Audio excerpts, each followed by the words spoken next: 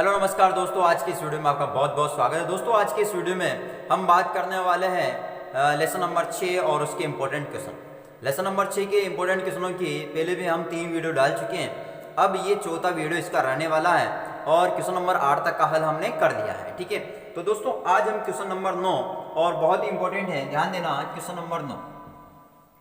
Number 9 यानी question number 9 का question number 9 और इसमें आ के रूप में जो पहला क्वेश्चन दिया गया है, क्वेश्चन नंबर 9 में आ के रूप में जो पहला क्वेश्चन दिया गया है बहुत इंपॉर्टेंट है, ध्यान देना।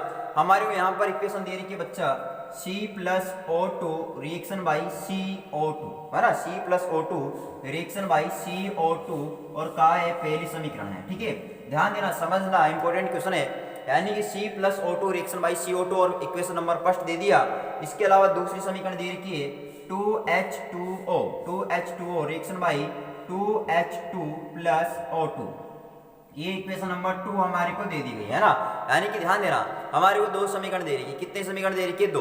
पहली दे रही है C+O2 रिएक्शन बाई CO2 और दूसरी दे रही है 2H2O reaction by 2H2 plus O2। दो इक्वेशन हमारे को यहाँ पर दी गई है।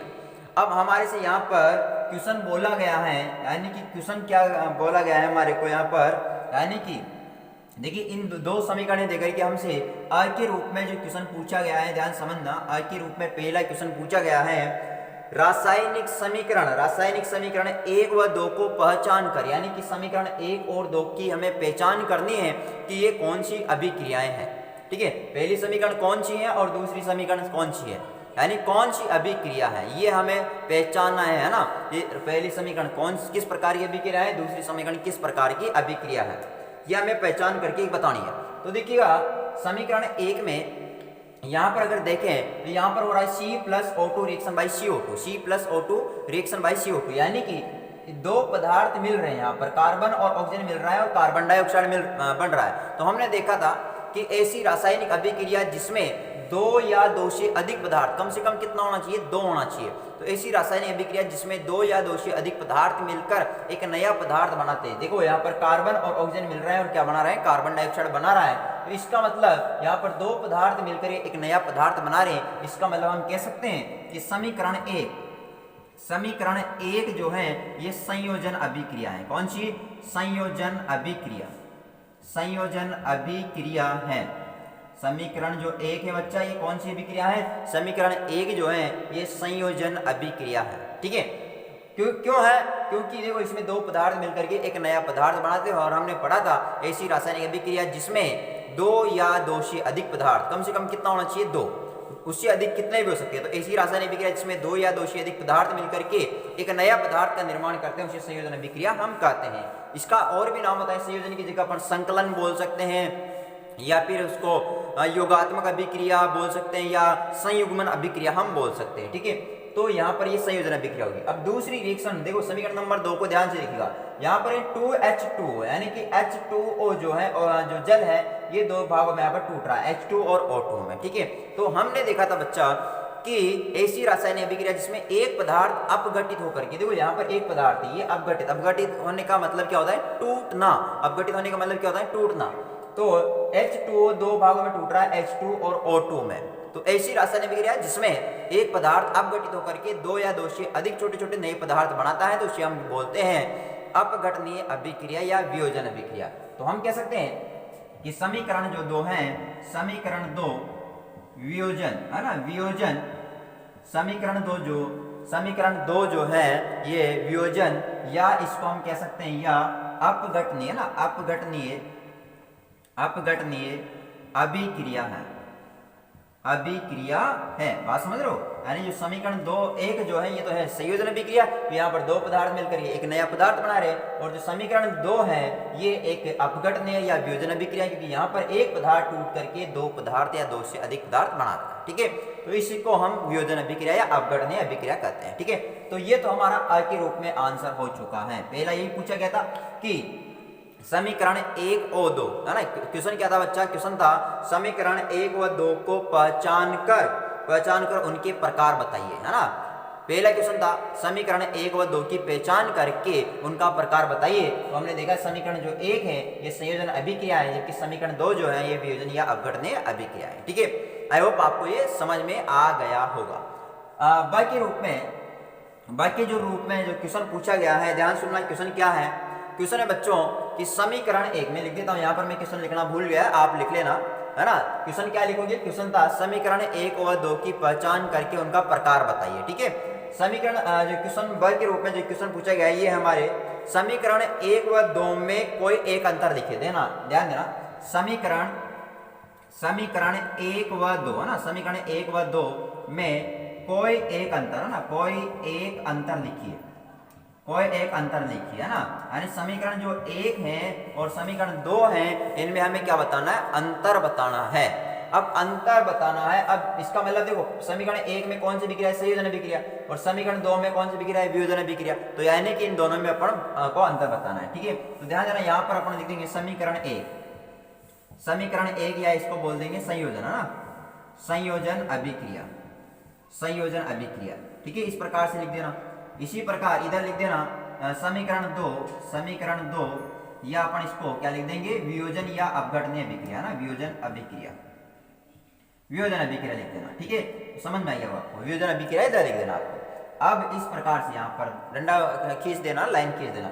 अब इनमें अंतर बताना है। अंतर क्या लिखने वाले बच्चों? अंतर लिखेंगे कि इसमें मतलब समीकरण 1 में, है ना, इसमें 2 या 2 से इसमें 2 या 2 से अधिक पदार्थ मिलकर, है ना, अधिक पदार्थ मिलकर इसमें 2 या 2 से अधिक पदार्थ मिलकर एक नया पदार्थ बनाते हैं, एक नया पदार्थ बनाते हैं। ठीक है, ये हमने अंतर बताया कि इसमें 2 या 2 से अधिक पदार्थ मिलकर ये क्या बनाएंगे? एक नया पदार्थ बनाएंगे। जबकि इसमें अंतर क्या हो जाएगा कि इसमें एक पदार्थ, है ना, इसमें एक पदार्थ अपघटित होकर के, है ना, अपघटित होने का मतलब क्या होता है? टूटना। अपघटित होने का मतलब क्या होता है? टूटना। अपघटित होकर 2 या 2 से, है ना, 2 या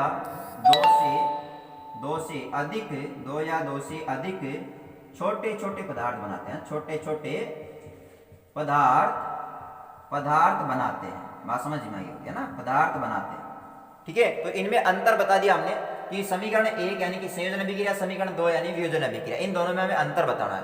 तो यानी कि संयोजन अभिक्रिया या समीकरण 1 है, इसमें हम देख रहे हैं कि इसमें 2 या 2 से अधिक पदार्थ मिलकर एक नया पदार्थ बनाते हैं। और जो समीकरण जो 2 है या वियोजन अभिक्रिया होता है, इसमें हम कह रहे हैं एक पदार्थ अपघटित होकर के 2 या 2 से अधिक छोटे छोटे पदार्थ बनाता है।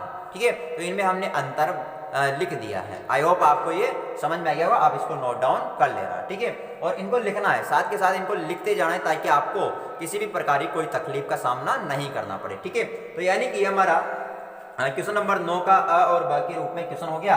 अब इसका स के रूप में जो क्वेश्चन है बहुत इंपॉर्टेंट रहने वाला है, ध्यान दीजिएगा। स के रूप में जो क्वेश्चन है, ध्यान देना किस प्रकार से, वेरी इंपॉर्टेंट है स के रूप में क्वेश्चन। और स के रूप में हमारा क्वेश्चन क्या रहने वाला है, ध्यान देना। क्वेश्चन नंबर 9 और इसका स के रूप में क्वेश्चन है मेथेन का दहन का, ध्यान देना। क्वेश्चन स है मेथेन के दहन का संतुलित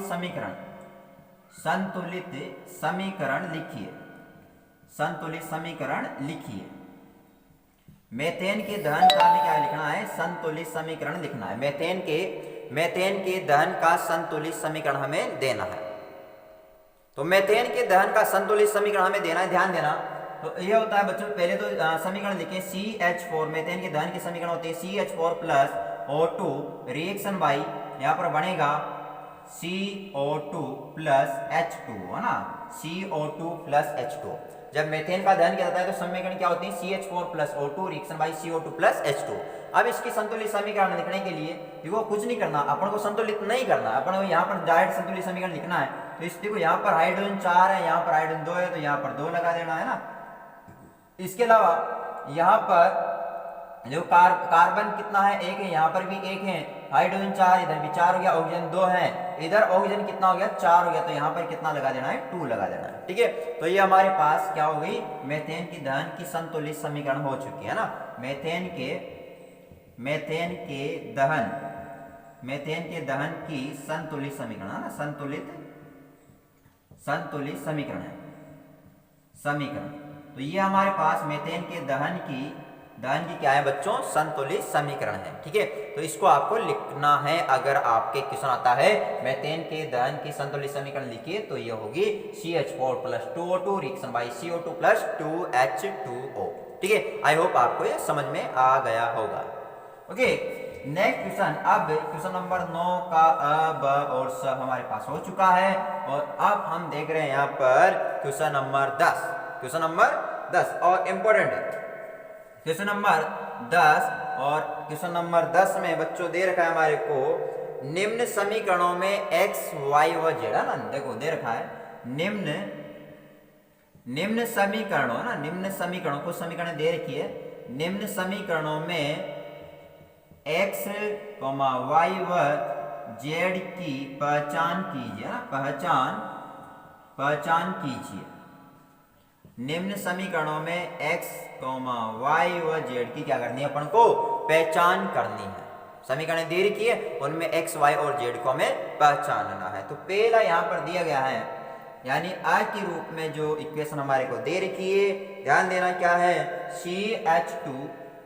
CH2 double bond CH2 + H2, और यहाँ पर हमारे को दे रखा है निकल उत्प्रेरक, यहाँ पर दे रखा है, और हमें यहाँ पर x दे दिया। ठीक है, अब हमसे पूछा गया है यहाँ पर कि x क्या होने वाला है। ऐसे का क्वेश्चन बच्चों 2013 में बोर्ड में पूछा गया था। 2013 बोर्ड परीक्षा में ये इस प्रकार के क्वेश्चन पूछे गए थे। तो ध्यान देना, CH2 double bond CH2 + H2, यानी कि इसको बोलते हैं बच्चों, इसको एथीन बोलते हैं। क्या बोलते हैं इसको, एथीन। और एथीन का हाइड्रोजनीकरण करवाते हैं, तो आपको पता होना चाहिए जब एथीन का हाइड्रोजनीकरण किया जाता है तो किसका निर्माण होता है, एथेन का निर्माण होता है। तो यहाँ पर जो x होगा बच्चों, ये होगा CH3। ठीक है, यानी कि ये हो जाता है एथेन।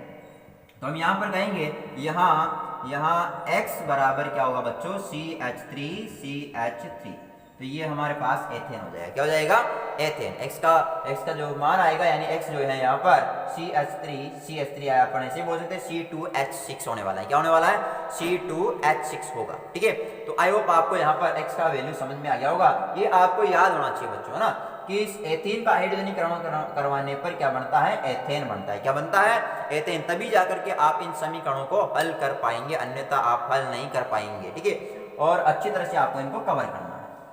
ओके, नेक्स्ट क्वेश्चन हमारा यहाँ पर ब के रूप में दिया गया है, ध्यान देना, यानी ब के रूप में नेक्स्ट क्वेश्चन हमारा यहाँ पर है। नेक्स्ट समीकरण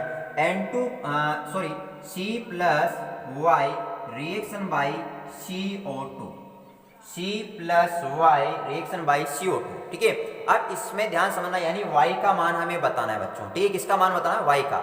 अब y का मान क्या होगा, देखो यहाँ पर कार्बन है, और कार्बन एक पदार्थ y है जिससे क्रिया करके कार्बन डाइऑक्साइड बना रहा है। तो अब कार्बन किससे क्रिया करेगी, कार्बन डाइऑक्साइड गैस बने। तो हमें पता है कि अगर कार्बन जो है वो ऑक्सीजन के साथ क्रिया करता है बच्चों, तो कार्बन डाइऑक्साइड का निर्माण होता है। किसका निर्माण होता है, कार्बन डाइऑक्साइड का निर्माण होता है। तो इसका मतलब हम यहाँ पर कह सकते हैं कि यहाँ जो Y है वो क्या होगा बच्चों, O2 होने वाला है। क्या होगा, O2, यानी जो Y का जो वैल्यू आएगा वो क्या आने वाला है, O2, यानी ऑक्सीजन आने वाली है। ठीक है, आई होप आपको यहाँ पर Y का मान पता चल गया होगा कि यहाँ पर Y के स्थान पर क्या आएगा, O2, यानी ऑक्सीजन, क्योंकि कार्बन जो होता है वो ऑक्सीजन के साथ क्रिया करके क्या बनाता है, कार्बन डाइऑक्साइड बनाता है। ओके, अब स के रूप में यहाँ पर बच्चों दिया गया है, स के रूप में, और इम्पोर्टेंट है, ध्यान देना, N2 + 3H2, N2 + 3H2, और रिएक्शन हो रही है बच्चों, यहाँ पर हमें आयरन उत्प्रेरक दे रखा है, और बन रहा है यहाँ पर Z। ठीक है, अब ध्यान दो, इंपॉर्टेंट है, देखो नाइट्रोजन और हाइड्रोजन आयरन उत्प्रेरक की उपस्थिति में क्रिया करके किसका निर्माण करती है, हमें पता होना चाहिए। तो हम जानते हैं नाइट्रोजन जब हाइड्रोजन से आयरन उत्प्रेरक की उपस्थिति में क्रिया करती है बच्चों, तो अमोनिया का निर्माण होता है, NH3 का। किसका निर्माण होता है, NH3 अमोनिया का निर्माण होता है। तो अपन कह सकते हैं कि जो यहाँ पर Z होगा बच्चों, ये होगा NH3। क्या होने वाला है, NH3 होगा, अमोनिया। इसको बोलते हैं अमोनिया। क्या बोलते हैं इसको, अमोनिया। तो यानी कि जो Z का मान होगा वो क्या हो जाएगा, अमोनिया। तो इसका मतलब देखो यहाँ पर जो x का वैल्यू है, इधर मैं लिख देता हूँ, x बराबर क्या आ गया यहाँ पर, CH3, समझ रहे हो। इसी प्रकार यहाँ पर जो y का जो वैल्यू है बच्चों, y का जो मान आएगा ये क्या जाएगा, O2 आएगा, और यहाँ पर जेड का जो मान आएगा बच्चों ये क्या जाएगा NH3 आ जाएगा। ठीक है, तो आई होप आपको ये समझ में आ गया होगा कि एक्स वाई और जेड का मान क्या होने वाला है। ठीक है, बहुत इंपॉर्टेंट है। इस प्रकार के क्वेश्चन अगर आते हैं तो आपको इनको बहुत ही ध्यान से करना होगा। ये तभी आपको आने वाले हैं जब आप जो हमारे लेसन में इक्वेशन दे रखी उनको अच्छी तरह से आप पढ़ने वाले हो। ठीक है, तो इस प्रकार के क्वेश्चन आ सकते हैं और ये जो क्वेश्चन है बच्चों बहुत ही इंपॉर्टेंट है, तो इसको जरूर आप अच्छी तरह से हल करें। और देखो इस प्रकार जितने भी क्वेश्चन मैं लिखवा रहा हूं उनको आप कॉपी में नोट डाउन जरूर कर लीजिएगा, ताकि बोर्ड परीक्षा के टाइम पे हमें किसी भी प्रकार की दिक्कत ना हो पढ़ाई करने में। ठीक है, ओके। अच्छा, क्वेश्चन मैं तभी करवाता हूं बच्चों जब मैं उस चैप्टर को कंप्लीट पूरा करवा चुका होता हूं। ठीक है, तो मैंने इस लेसन नंबर 6 को कंप्लीटली पूरा करवा दिया है। आप इन क्वेश्चनों को पढ़ने से पहले चैप्टर की पूरी वीडियो को जरूर देखें। ठीक है, तभी जाकर के आपको ये क्वेश्चन समझ में आने वाला है, क्योंकि मैं यहाँ पर उसी चैप्टर में से जो हमने पढ़ा है उन्हीं में से क्वेश्चन बना करके आपको बताता हूँ। ठीक है, तो ये इंपॉर्टेंट क्वेश्चन है। तो आपने देखा यहाँ पर किस प्रकार से एक्स वाई जेड का मान होगा। अब next question, question number 11। Question number 10 हमने देखा, क्वेश्चन नंबर 11 और क्वेश्चन नंबर 11 इंपॉर्टेंट है, ध्यान देना। क्वेश्चन नंबर 11, ठीक है, तो क्वेश्चन नंबर 11 क्या है, ध्यान देना। आ के रूप में इसका पहला क्वेश्चन है बच्चों। आ के रूप में जो पहला क्वेश्चन है बहुत इंपॉर्टेंट है। अपघटनीय अभिक्रिया को एक उदाहरण द्वारा समझाइए। क्वेश्चन क्या है, क्वेश्चन है हमारा अपघटनीय, है ना, कौन सी अभिक्रिया, अपघटनीय अभिक्रिया को एक उदाहरण द्वारा ना एक उदाहरण द्वारा अपघटनीय अभिक्रिया को एक उदाहरण द्वारा समझाइए। अपघटनीय अभिक्रिया को किसके द्वारा समझाना है, एक उदाहरण के द्वारा समझाइए। अब अपघटनीय अभिक्रिया का मतलब क्या है, अपघटनीय अभिक्रिया को बच्चों हम वियोजन अभिक्रिया भी कहते हैं। क्या कहते हैं, वियोजन अभिक्रिया, ध्यान समझो। अपघटनीय अभिक्रिया को हम वियोजन अभिक्रिया भी कहते हैं और किसी कहते हैं वियोजन अभिक्रिया, ध्यान सुनना। देखो अपघटनीय अभिक्रिया परिभाषा लिखनी है हमें। अपघटनीय अभिक्रिया किसे कहते हैं, तो अपघटनीय अभिक्रिया क्या होगी, सुनो ध्यान से। ऐसी रासायनिक अभिक्रिया जिसमें, ध्यान देना, ऐसी रासायनिक अभिक्रिया जिसमें एक पदार्थ, ऐसी रासायनिक अभिक्रिया जिसमें एक पदार्थ अपघटित होकर, अपघटित होने का मतलब टूट करके, ठीक है, तो ऐसी रासायनिक अभिक्रिया जिसमें एक पदार्थ अपघटित होकर के दो या दो से अधिक छोटे छोटे पदार्थ बनाता है, तो उसे हम कहते हैं अपघटनीय अभिक्रिया। वापस रिपीट कर देता हूं एक बार। ऐसी रासायनिक अभिक्रिया जिसमें एक पदार्थ अपघटित होकर दो या दो से अधिक छोटे छोटे नए पदार्थ बनाता है, तो उसी को हम क्या बोलने वाले हैं, अपघटनीय अभिक्रिया कहने वाले हैं। ठीक है, तो अब जैसे उदाहरण पूछ रहा है हमसे बच्चों, उदाहरण, है ना, उदाहरण यानी एग्जाम्पल में यहाँ पर लिखना है ना, एग्जाम्पल द्वारा समझाना है हमें। तो जैसे हम कह सकते हैं 2H2O, है ना, 2H2O रिएक्शन होगी और यहाँ पर जब हम विद्युत प्रवाहित करते हैं, इसमें क्या प्रवाहित करते हैं बच्चों, विद्युत प्रवाहित करेंगे ना, यानी कि जब जल में विद्युत प्रवाहित की जाती है तो क्या होता है कि ये H2 और O2 में डिवाइड होता है ना, H2 और O2 में अलग अलग डिवाइड होता है। तो यहाँ पर बैलेंस करने के लिए यहाँ पर 2 लगा दिया जाता है। ठीक है, यानी 2H2 जब विद्युत प्रवाहित की जाएगी, क्योंकि देखो अपघटन करने के लिए किसी ना किसी माध्यम का होना जरूरी है। तो ये विद्युत की उपस्थिति में अपघटित हो रहा है भाई, तोड़ने के लिए कोई ना कोई तो चाहिए कि नहीं चाहिए भाई, ऐसे थोड़ी टूट जाएगा। एक बात बताओ, जैसे आप लोहे के किसी भी टुकड़े को तोड़ रहे हो तो उसके लिए किसी ना किसी हथौड़े छीनी की जरूरत पड़ने वाली है, तो तोड़ने के लिए किसी ना किसी माध्यम की जरूरत पड़ती है, आप ये अच्छी तरह से जानते हैं। ठीक है, ओके, तो यानी 2H2O, यहाँ पर H2 जो है ये विद्युत की उपस्थिति में H2 और O2 में क्या हो जाता है, अपघटित हो जाता है। ठीक है, यानी एक पदार्थ जो है ये दो पदार्थों में टूट रहा है बच्चों, है ना, दो पदार्थों में टूट रहा है, तो यहाँ पर होगी अपघटनीय अभिक्रिया। तो हमें लिखना है यहाँ पर अपघटनीय अभिक्रिया किसे कहते हैं, तो ऐसी रासायनिक अभिक्रिया जिसमें एक पदार्थ अपघटित होकर दो या दो से अधिक छोटे छोटे नए पदार्थ बनाता है, तो उसे अपघटनीय अभिक्रिया कहते हैं। और हम एग्जाम्पल लिख सकते हैं बच्चों, इस उदाहरण के द्वारा समझा सकते हैं। ठीक है, ये उदाहरण में देना है। ओके, अब ये तो हो गया हमारा अ के रूप में। सेकेंड यानी ब के रूप में जो बच्चों क्वेश्चन है इंपॉर्टेंट है, ब के रूप में जो हमारा क्वेश्चन है ये है ऑक्सीजन के संयोग व वियोजन के आधार पर। किसके आधार पर, ऑक्सीजन के संयोग व वियोजन के आधार पर ऑक्सीकरण व अपचयन अभिक्रिया को समझाइए। ठीक है, तो ध्यान देना, क्वेश्चन है हमारा ऑक्सीजन के, क्वेश्चन क्या है बच्चों, ऑक्सीजन के संयोग, संयोग का मतलब होता है जुड़ना ना, ऑक्सीजन के संयोग व वियोजन के आधार पर, वियोजन के आधार पर ऑक्सीजन के संयोग व वियोजन के आधार पर ऑक्सीकरण व अपचयन है ना, ऑक्सीकरण व अपचयन अभिक्रिया को समझाइए। ये हमारा क्वेश्चन है। क्वेश्चन क्या है बच्चों, क्वेश्चन है कि ऑक्सीजन के संयोग व वियोजन के आधार पर ऑक्सीकरण व अपचयन अभिक्रिया को, यानी ऑक्सीकरण और अपचयन अभिक्रिया को हमें समझाना है। ठीक है, ऑक्सीजन के संयोग व वियोजन के आधार पर ऑक्सीकरण व अपचयन अभिक्रिया को समझाइए। तो समझा देते हैं भाई, कौन सी बड़ी बात है इसमें। तो ध्यान देना, अच्छे से आपको समझना है, किस प्रकार से समझना है। तो देखो बच्चों, ऑक्सीजन के संयोग व वियोजन के आधार पर हम कहें ऑक्सीकरण अभिक्रिया के बारे में, तो आपको एक तरफ लिखना है ऑक्सीकरण और एक तरफ लिख लेना है अपचयन। एक तरफ क्या लिख लेना है, अपचयन। ठीक है, तो अब देखो ऑक्सीकरण किसे कहते हैं बच्चों, ऐसी रासायनिक, अच्छा किसके आधार पर पढ़ रहे बच्चों, ऑक्सीजन के संयोग व वियोजन के आधार पर, क्योंकि 5 अलग अलग प्रकार से ऑक्सीकरण अपचयन अभिक्रिया 5 अलग अलग प्रकार से हैं। इसके ऊपर पूरा एक प्रॉपर वीडियो बनाया गया है, आप वहां पर जाकर उसको देख सकते हो। तो ऑक्सीकरण अपचयन अभिक्रिया, तो ऑक्सीकरण किसे कहते हैं, ऐसी रासायनिक अभिक्रिया जिसमें किसी पदार्थ में ऑक्सीजन का योग होता है। किसका योग होता है बच्चों, ऑक्सीजन का योग होता है। किसी पदार्थ में किसका योग होता है, ऑक्सीजन का योग होता है, तो उसे हम क्या कहते हैं, ऑक्सीकरण अभिक्रिया। तो ऐसी रासायनिक अभिक्रिया जिसमें किसी पदार्थ में ऑक्सीजन का क्या होता है, योग होता है, उसे हम क्या कहने वाले, ऑक्सीकरण अभिक्रिया।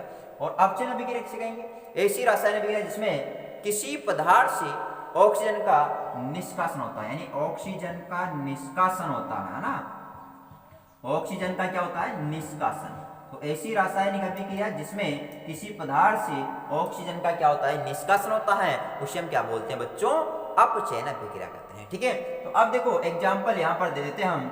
अब जैसे मान लो C+O2 रिएक्शन बाई हो रही है CO2। तो बच्चों आप देख रहे हो यहाँ पर जो कार्बन है, ये इसमें ऑक्सीजन का योग हो रहा है, ऑक्सीजन का क्या हो रहा है, योग, और क्या बन रहा है, CO2 बन रहा है। क्या बन रहा है, CO2। तो हम यहाँ पर क्या कह सकते हैं कि कार्बन में ऑक्सीजन का योग होने के कारण कार्बन डाइऑक्साइड बना।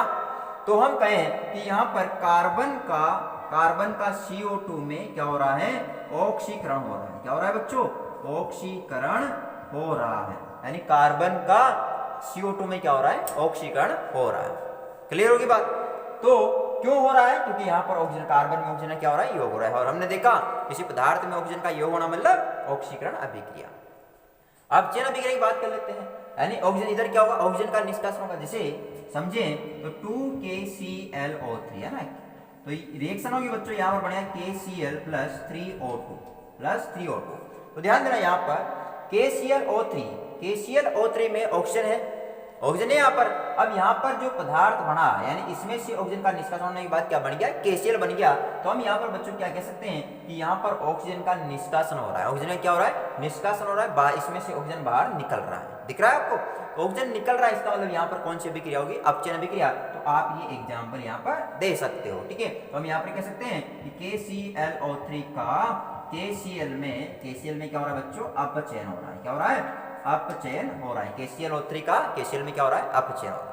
ठीक है, तो आई होप आपको ऑक्सीजन के संयोग वियोजन के आधार पर ऑक्सीकरण अपचयन अभिक्रियाएं समझ में आई होगी। वापस रिपीट कर देता हूं, ऑक्सीकरण अभिक्रिया किसे कहेंगे, ऐसी रासायनिक अभिक्रिया जिसमें किसी पदार्थ में ऑक्सीजन का क्या होता है, योग होता है, ऑक्सीकरण अभिक्रिया कहलाएगी। उसके लिए आप एग्जाम्पल दे सकते हो। ठीक है, अपचयन अभिक्रिया किसे कहेंगे, ऐसी रासायनिक अभिक्रिया जिसमें किसी पदार्थ से ऑक्सीजन का निष्कासन होता है, उसे अपचयन अभिक्रिया कहते हैं। उसके लिए आप एग्जाम्पल दे सकते हो। ठीक है, आई होप आपको ये समझ में आ गई होगी। ठीक है, ओके, नेक्स्ट क्वेश्चन देखते हैं बच्चों स के रूप में।